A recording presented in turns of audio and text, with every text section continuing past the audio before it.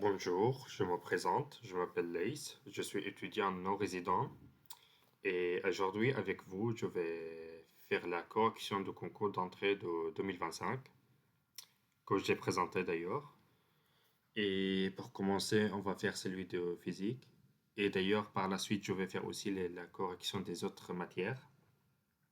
Donc ici avec physique pour commencer, le premier exercice, on a eu un exercice donc pour les courants, les circuits électriques, cette partie.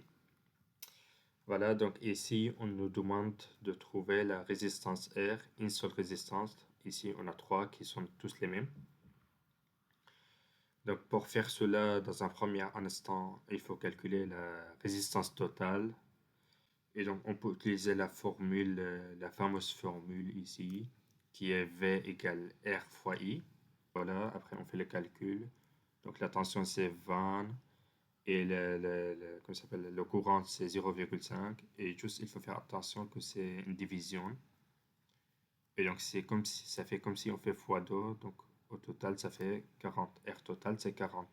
Donc, ici, il fallait faire attention à ne pas tomber dans le piège que donc, la résistance totale, c'est 10. Non, c'est faux. Donc, vraiment, ici, ici, il y avait un premier piège où il fallait faire attention. Donc, voilà, le R total, c'est 40. Donc là, la deuxième étape ici, il faut calculer la, la résistance R. Donc ici. Donc ici, en fait, on remarque déjà dans un premier temps, on a deux résistances, enfin deux grosses résistances ici et ici. Et les deux là sont en parallèle. Vous voyez, ils sont en parallèle. Donc on peut directement dire 40 moins 28, c'est 12. Donc ici, la résistance qui est ici, toutes les résistances ici, ça fait 12. Vous voyez? Donc voilà, on tombe ici. Voilà, voilà, donc résistance, ça fait 12. Et comme ici, c'est en parallèle, les résistances sont en parallèle, donc on a en fait cette fameuse formule qu'il faut dire l'inverse, il faut faire la somme des inverses et tout. Donc ici, le gros piège ici vraiment, il fallait faire attention que, donc ici vous voyez 3 sur R, or ici ça devient l'inverse. Donc il fallait faire attention à ça, c'était vraiment ici le gros piège, c'était ici. Et voilà, en faisant ça, donc c'est comme si on fait 12 fois 3 qui est égal à 36. Et voilà. En fait, ici vraiment, il fallait pas tomber dans le piège de dire c'est 12 divisé sur 3. Là, c'était faux, qui est égal à 4, donc c'était faux ça. Et voilà. Donc, dans cet exercice, en fait, on a eu donc deux méthodes pour faire l'exercice.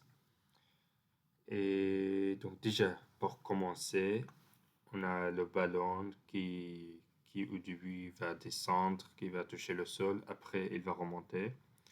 Donc, en fait, la première étape, quand il va descendre, ça, en fait, ils le disent, mais on s'en fout. C'est vraiment un détail. Il est là juste pour perturber les gens. En fait, il est vraiment là juste pour perturber les gens. On s'en fout complètement. Donc voilà, donc hop, attends là. Voilà, en fait, ça, vraiment, on s'en fout. Donc c'est ici. Notre job, c'est vraiment ici.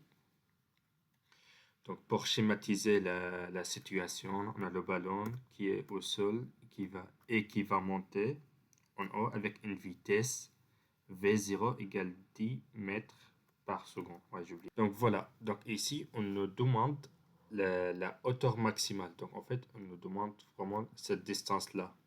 Donc pour calculer, comme j'ai dit, on a deux méthodes.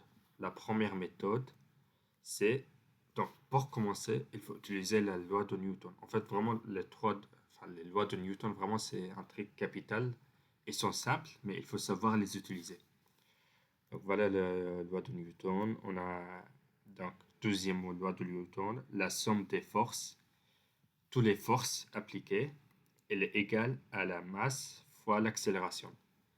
Donc ici déjà, on a quoi comme force appliquée à la balle? Donc en fait, ici, on a deux forces appliquées. Déjà, on a le frottement et le poids. Donc ils disent directement qu'on néglige les frottements. Donc en fait, le frottement, on s'en fout.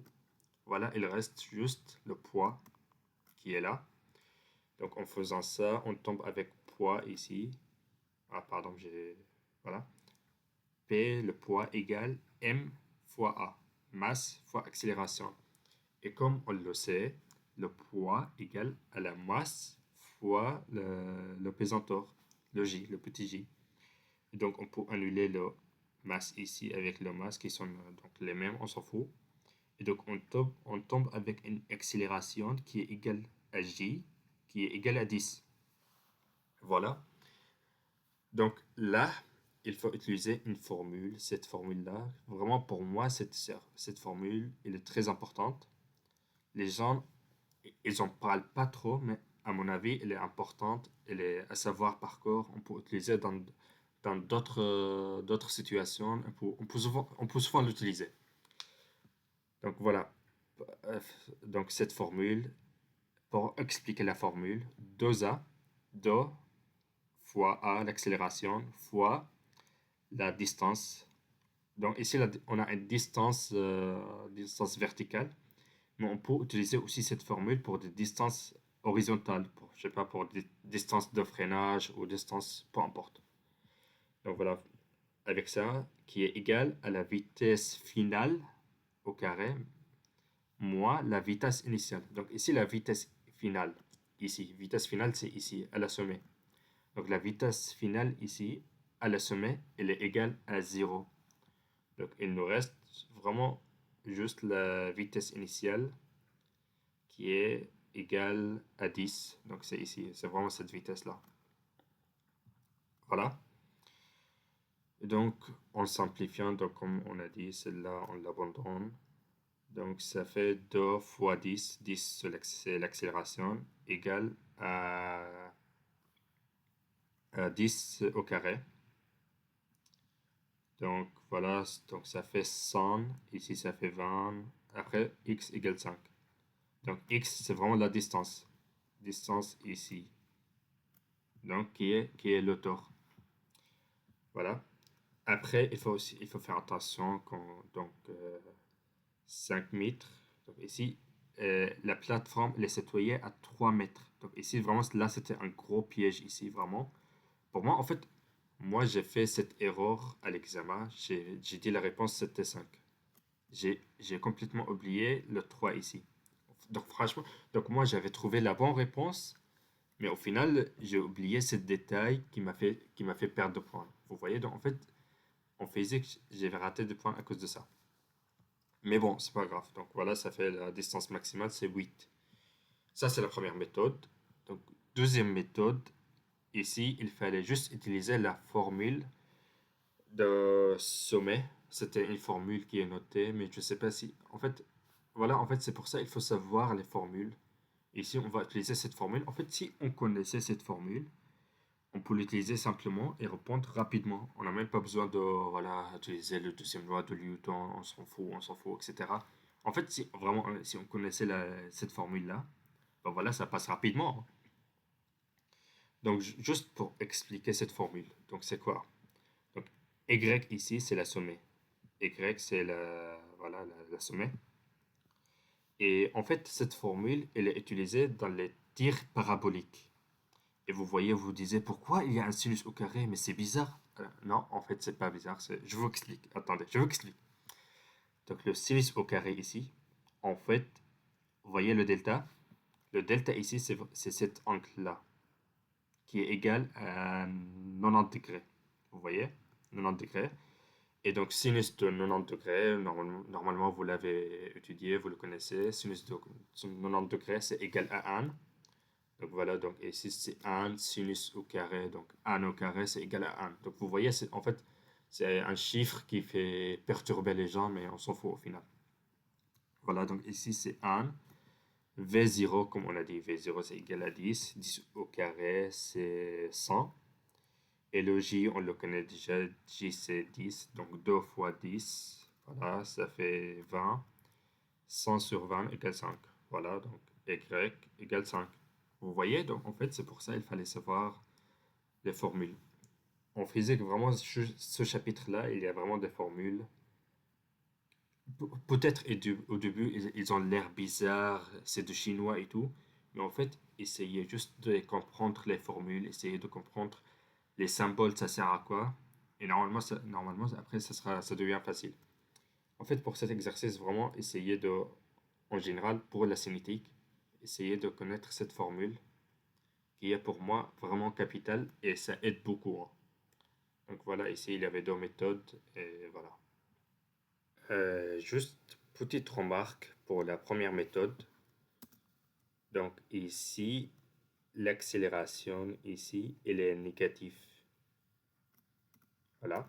Donc ici, le A égale, c'est égal moins, j'ai oublié de le noter, donc accélération, c'est moins 10. Et en gros, donc ici, on a un signe négatif. Et ici aussi, voilà.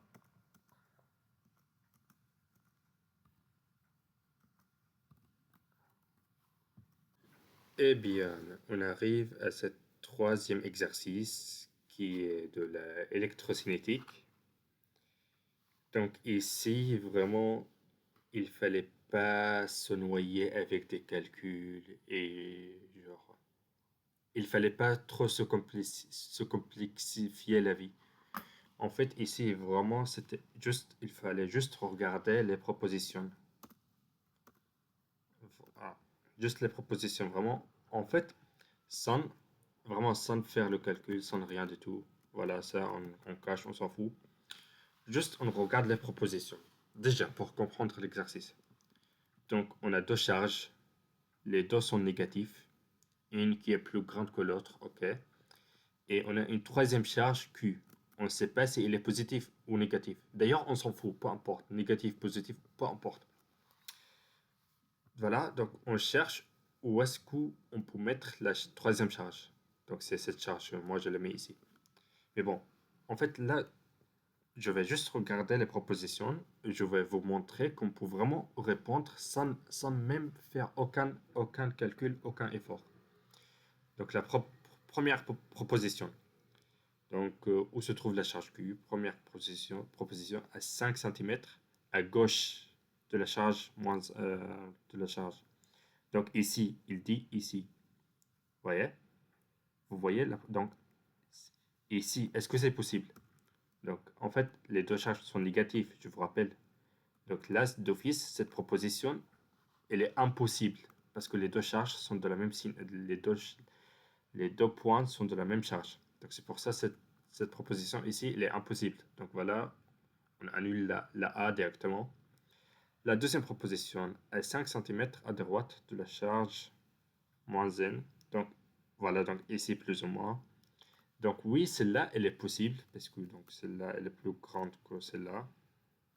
Donc normalement, la distance, ici, elle doit être plus proche. Mais après, celle-là, elle est possible. Pour l'instant, elle est possible, mais on ne sait pas si elle est juste. On regarde la suite.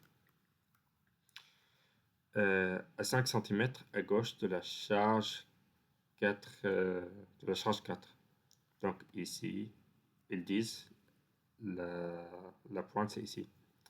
Alors, celle-là, elle est pas logique.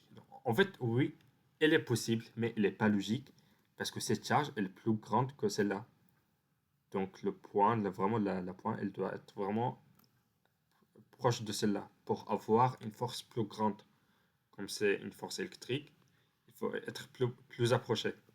Vous voyez, pour l'instant, on a B et C qui sont possibles. On peut hésiter entre les deux. La quatrième proposition, à 5 cm à droite de la charge 4. Donc ici. Donc comme la première proposition, celle-là, elle est aussi impossible.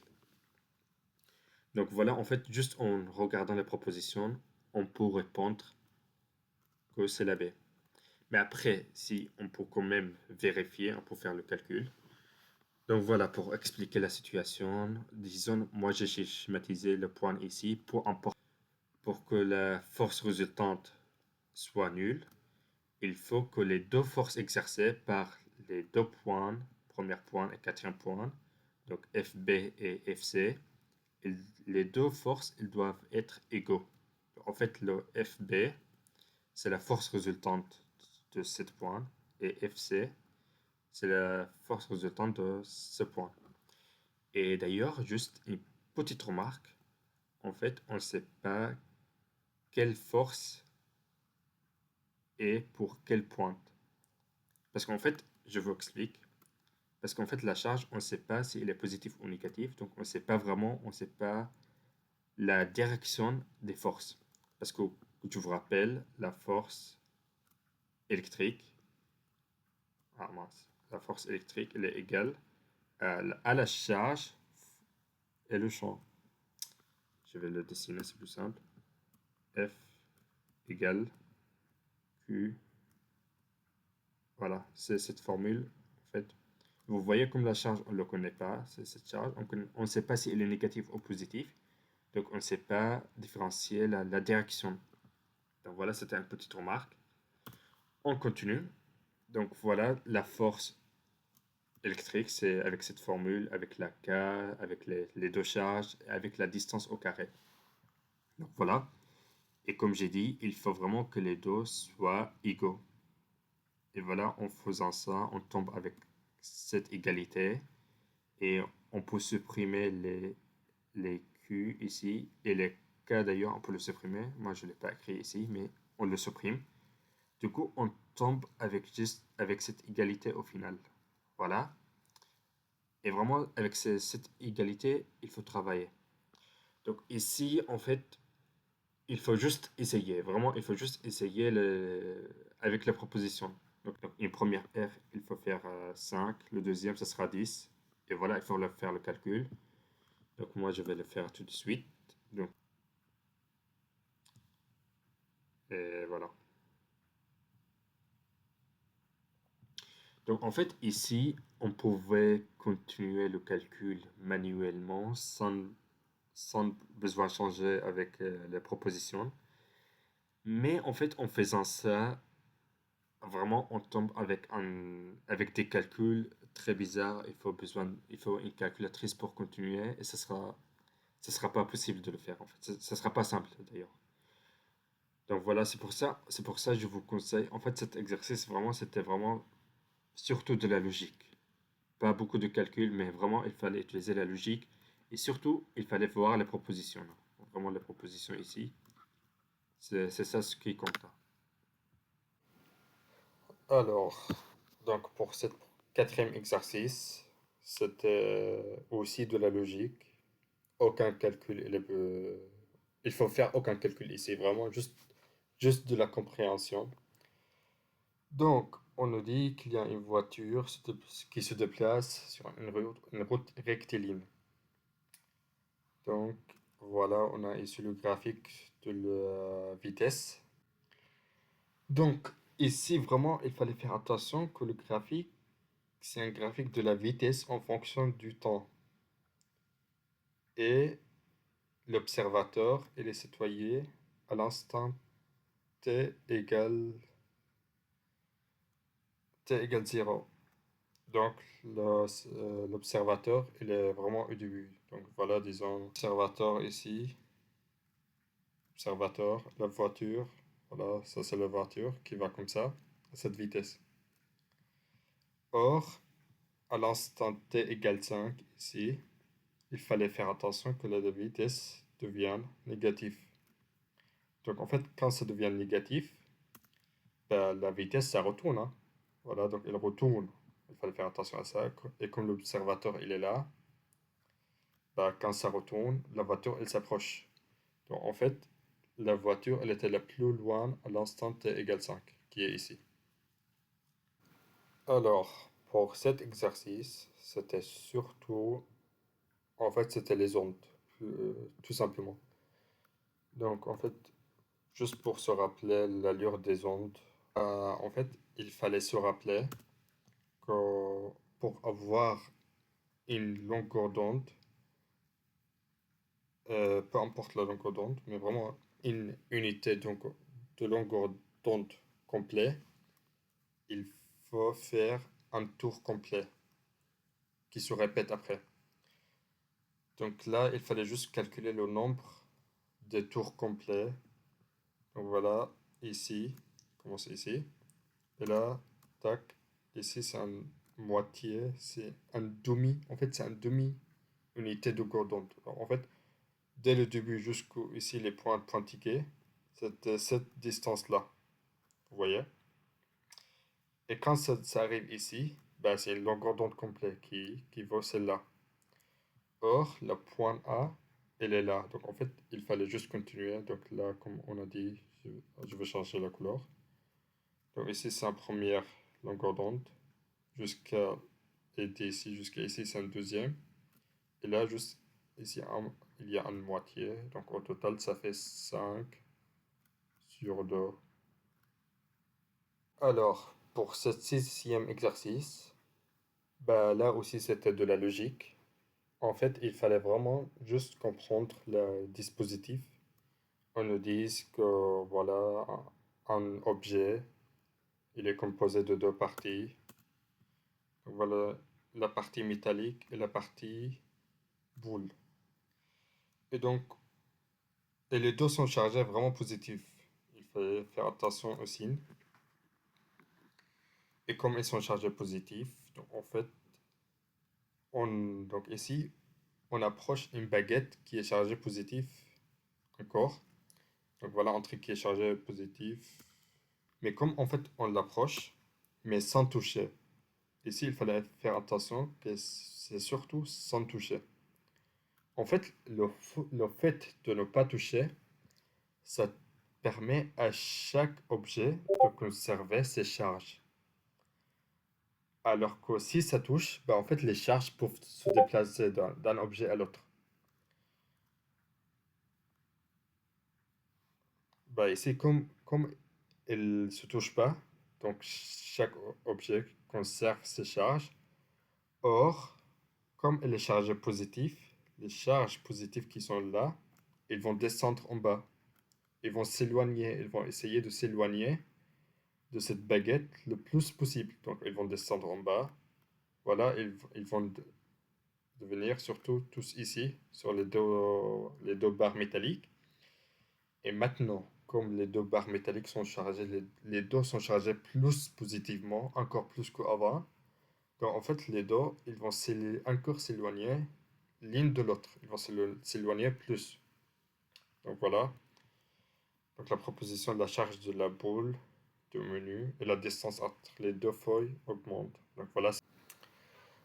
Alors, pour cet exercice des lentilles, en fait, c'était tout simple ici. Il fallait juste que les points focaux des deux lentilles doivent être, en fait, ils doivent être superposés, les deux points, vraiment. Donc, en gros, donc, ici, la première lentille, on a une lentille de... Donc, la première lentille, c'est 25 cm. Ici, c'est 25, cette distance. Et voilà, donc ici, 25. Hop. Et ici, la deuxième lentille, c'est 10. Bah, excusez-moi, en fait, là, c'est trop loin. Peut-être je dois l'approcher. Hop là, peut-être comme ça. Hop, là, je supprime. Ouais, ici, c'est 10. Et donc, les distances entre les deux, il faut juste faire la somme, c'est 35. Voilà. Alors, pour cet exercice, donc, ici, il fallait faire attention aux unités, soit changer cette unité en kilomètres ou changer celle-là en mètres. Donc moi j'ai décidé de changer celle-là en mètres. Et donc pour faire le calcul, donc il fallait utiliser cette formule. Donc comme je vous disais, vraiment cette formule, c'est vraiment une formule importante et on peut l'utiliser dans plusieurs situations. Donc dans cette situation, le train, il fait un freinage avec une décélération constante. Donc voilà, en faisant le calcul, donc la formule, elle est là. La distance, c'est 1 km qui est là. Donc voilà, c'est 1000 mètres. et la distance finale, donc juste avant l'objet ou l'obstacle, c'est 0. Voilà, donc elle est annulée, elle est égale à 0. Et la deuxième distance, c'est voilà, la distance initiale qui est égale à 80 mètres par seconde. Voilà, il faut le mettre au carré qui est égal à celle-là. Et donc ici, il faut faire attention, c'est négatif. Et après, juste, il faut faire le calcul, simplifier avec les zéros, annuler les zéros. Voilà, on arrive à celle-là. Et donc là, c'est négatif, mais ils disent qu'ils veulent une valeur absolue. Donc c'est comme si c'est positif. Donc voilà, c'était tout simple. En fait, ici, il fallait juste comprendre quelle formule il fallait utiliser. Si en fait, si on connaissait cette formule, ben, le reste, c'est simple. Juste une petite remarque. Ici, on ne pouvait pas utiliser cette formule parce qu'on n'a pas l'été. On n'a pas en fait la notion de distance, on n'a aucune notion de distance, de temps, pardon. On ne parle pas de temps, donc là, il n'y a aucune chose qui parle du temps. Donc on ne sait rien par rapport au temps. Alors, pour cet exercice, donc déjà, il fallait faire attention que c'est un levier en équilibre. Donc, en fait, quand on parle des leviers, il y a, il y a deux fonctions principales. Donc, il y a premièrement la force, la somme des forces, et deuxièmement, la somme des rotations.